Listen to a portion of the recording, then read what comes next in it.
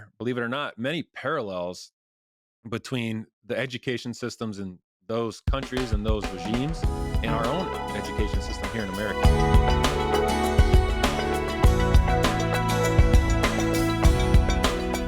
You bring attention to Marxism and even communism and how they were related to what you witnessed in the public school. And you got a little bit deep into that in episode 1 on Monday.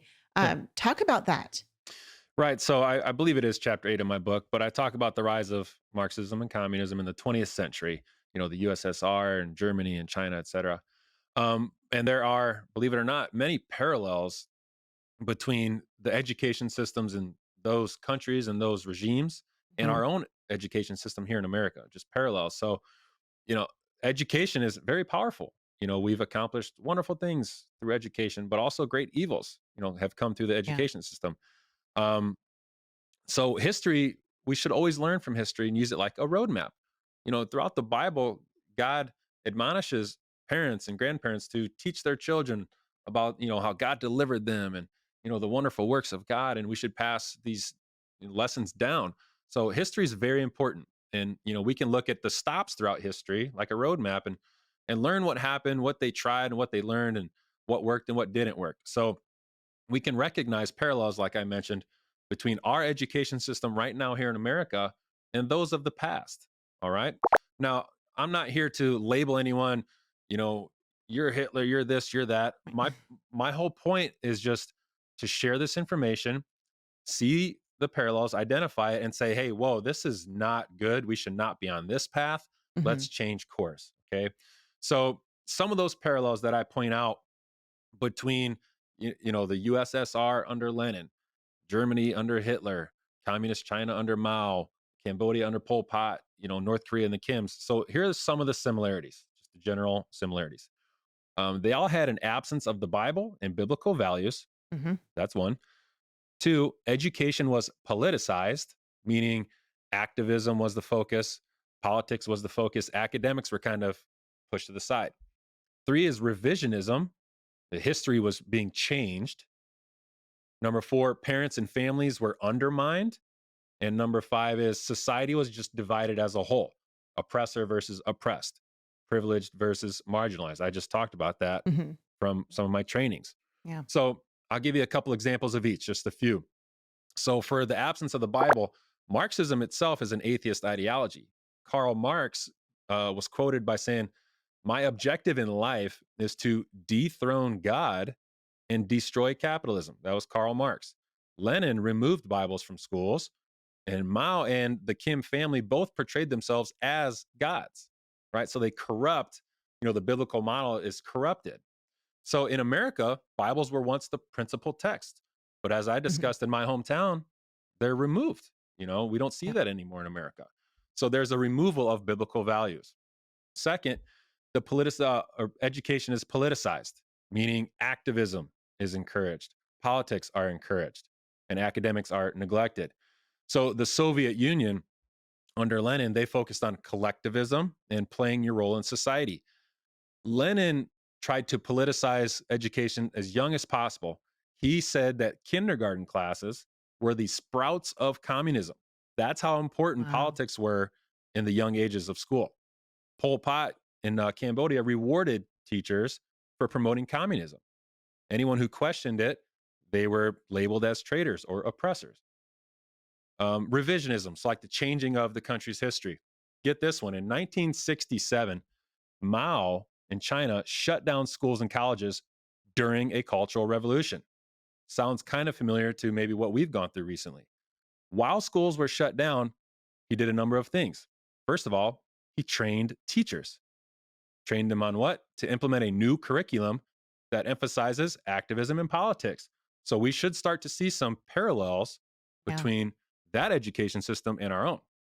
Now, in North Korea, they teach that countries like America, the capitalist countries, that we are responsible for the problems of society and all the poverty in the world, right? So there's like this revisionism of history, changing history. Parents and the family being undermined. I think this is a really big topic in America right now. Very, very important. Parents being undermined in school board meetings and, what kids are being taught in schools. Hitler said in Nazi Germany that if the older generation cannot get accustomed to us, we shall take their children away from them and rear them as needful to the fatherland. So there's this like moral, this perceived moral obligation to teach children about things. And if they agree, great. But if the parents don't agree, we're going to do it anyway, because we're going to, teach them what's needful to the fatherland sort of, mindset, where there's just the undermining of parents and family. Mao was an open Marxist, and he was very anti-family. So he viewed families as oppressive toward the lower class, similar to what I talked about in the intersecting identities graphic, where if you own a home, you're oppressive. Yeah. Right. Mao even went so far as to remove kitchens from homes to try to destroy family bonds. Adults were made to work. So children were often raised in like daycares, right? Families were kind of forced to eat in cafeterias just to remove family ties. Right. Yeah. Finally, the last parallel I talk about is society being divided, which we can, I think, easily see in politics or culture. We have a divided society. And that's one of the hallmarks of Marxism, disrupting systems or institutions such as the family and labeling people as, oppressive or privileged. The Nazi propaganda machine, which included the education system, they demonized the Jews, right? Mao of Communist China, he used to be the head of propaganda, where he would demonize, villainize his political opponents, right? So I was taught in my trainings, I talked about in my own trainings, and I was taught of privileged identities and tactics of abuse. So the point is learning from history, identifying parallels, where this kind of stuff has happened before, how it played out then and there, and what we can learn from that. That's my whole point of talking about this and writing about this in my book, is just to say, hey, this is not good. These things are not good. It hasn't worked before. It's very destructive. And we individually, as a family, as a town, a society, should change course immediately. If we recognize these parallels, we should be alarmed. Yeah. Yeah. It's so interesting as we look back into history and see history repeating itself, right? Yeah. Yeah. And sometimes you just think, did we not learn the first time? Right. When COVID came and we saw churches shutting down and kids coming home and just all the indoctrination that was going on, not in the schools, but with people through the media. It was so shocking to me that, people telling on their neighbors and people yelling at people for not wearing masks and stuff. And I was like, are we in Nazi Germany again? I mean, like, this is insane. I can't believe people are actually playing along with this. Yeah. But I think so much of it is because people just simply don't know their history, or they forget their history. They forget what it produced. And as we look through scripture, I mean, we look back at the Israelites and see all the times that they disobeyed God and what their punishment was. And then the times when they obeyed God, and people who, you look at the Esthers and the Daniels of the Bible and their obedience to the Lord and how the Lord blessed them through that. And you just think, let's be that. Let's do that instead. Because the alternative is not where we want to go. It's not where we want to be as a society and as families. Homeschool Insights is sponsored by CTC Math. If you're looking for a great online math program, visit ctcmath.com and try it for free. For more great homeschool inspiration and resources, listen to the Schoolhouse Rocked podcast every Monday, Wednesday, and Thursday.